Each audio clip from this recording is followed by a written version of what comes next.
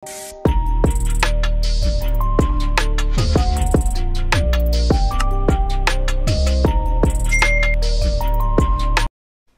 paling standar di dalam ujian Allah kepada manusia, supaya ada nilai rasa dalam diri kita bahwa kita itu punya Allah.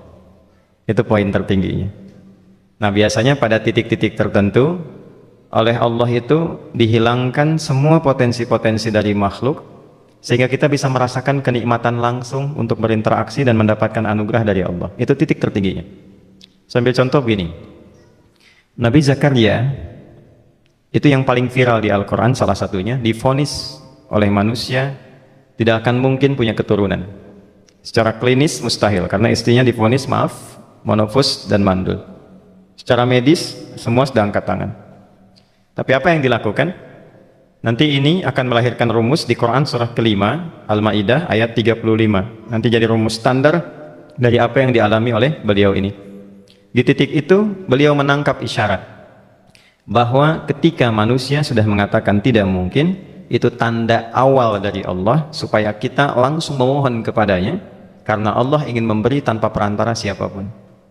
Maka dilakukanlah kemudian sholat. Sholat itu dalam bahasa Arab, terjemahan kitanya artinya sesuatu yang tersambung, terkoneksi. Karena itu saat kita sedang sholat, kita sedang menyambungkan diri kepada Allah. Anta'budallaha ka'annaka tarah, kata Mas Ihsan tadi. Kita menyembah Allah dan kita merasa diawasi, dinilai oleh Allah. Maka dalam sholat itu beliau meminta, ya, permintaannya viral. Qala rabbi habli min ladunka dzurriyyatan thayyibah innaka sami'ud du'a.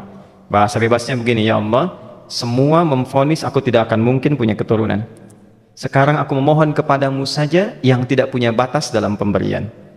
Nah, sebelum ke sedekah dengan harta, Allah mengajarkan dulu sedekahlah dengan tubuh kita. Karena tidak semua orang boleh jadi memiliki harta, tapi semua orang punya potensi untuk menggerakkan tenaganya untuk meminta. Oleh karena itu diletakkan sebelum harta itu sholat. Kenapa rukun Islam yang kedua sholat, selanjutnya zakat? Karena tidak semua orang bisa mengeluarkan harta. Kalau tidak ada satu pun mentok di harta, maka gunakan tubuh kita untuk menunaikan sholat. Itu rumus Nabi Zakaria. Maka beliau tunaikan di mihrabnya Maryam, minta ke Allah. Rumus kedua, sebut nama Allah, Asmaul Husna, sesuai kebutuhan kita. Jadi nggak harus 99. Misal, ini mau menuntut ilmu, sekolah, sebut ya Allah ya Alim, pemilik ilmu. Ada persoalan rizki yang ingin kita dapatkan, ya Allah ya Razak. Ada proyek, ada kegiatan yang kira-kira tantangannya tidak mudah, ya Allah ya Al-Fattah. Ini beliau minta karena divonis tidak mungkin, maka meminta kepada Allah dengan nama pemberian tanpa batas, namanya Wahhab. Disingkatnya Hab. Rabbi habli, ya Allah yang tak punya batas dalam pemberian. Mereka memvonis aku punya batasan, maka mohon anugerahkan darimu saja. Jika padamu belum sempat juga terkabul, maka mohon tunjukkan kepadaku dengan cara apa lagi aku mesti meminta. Maka dalam situasi mentok itulah kemudian turun langsung jawaban. Fanadatul malaikatu wa huwa qa'imun yusalli fil mihrab annallaha yubashshiruka bi Yahya. Tolong garis bawah ini. Orang-orang yang langsung memiliki kesadaran saat di titik paling krusial, terendah, dan kita merasa tidak punya apa-apa, lalu ada kesadaran kita punya Allah dan meminta, itu seketika nggak ada sekat, langsung dijawab seketika. Nah, karena itu biasanya di momen tertentu setiap kita itu pasti mengalami peristiwa itu, apapun bentuknya. Nah, itu kalau sudah sampai ke situ itu kode. Jadi di Islam itu nggak ada pesimis. Ya, tidak ada pesimis, dan jangan pernah melarutkan diri pada sebuah vonis sudah ini nggak mungkin, nggak akan dikabulkan. Nah, itu jebakan setan. Karena declare pertama iblis ketika melakukan kesalahan itu kalimatnya jelas. Ana khairum minhu khalaqtani min narin wa khalaqtahu ya min tin. Saya lebih hebat, lebih bagus. Allah nggak mungkin, sudah nggak mungkin ada ampunan lagi. Jadi diteruskan kesimpulan ini, karena nggak mungkin katanya diampuni, ya sudah bermaksiat saja. Karena nggak mungkin dikabul, ya sudah pesimis saja. Padahal di titik itu Allah sedang membuka, temukan kata itu, temukan hubungan itu, minta itu tanpa sekat. Maka seketika malaikat turun menyampaikan doamu dijawab. Itu sedang berdiri, baru selesai doa, belum selesai sholat, belum salam. Turun malaikat mengatakan, Allah kasih kabar, kamu akan punya anak, langsung namanya dari Allah Yahya. Jadi Yahya itu pemberian Allah. Ya, pemberian Allah. Yahya artinya hidup. Yang mustahil menurut manusia, lahir seorang bayi dari rahim perempuan yang divonis menopause dan mandul, kata Allah jadi dan hidup.